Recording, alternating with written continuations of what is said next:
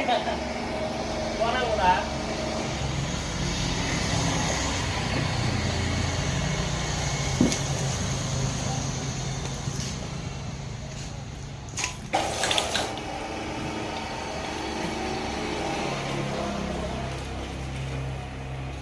Guys, আসসালামু আলাইকুম।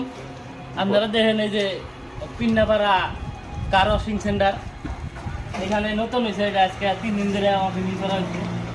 যার যার গাড়ি ধ লাগে শিগগিরে পিন্নাপাড়া এসে যান, কোনো দেরি নাই, লগে লগে 10 মিনিটের কাম শেষ, গাড়ি চকচকা হবো।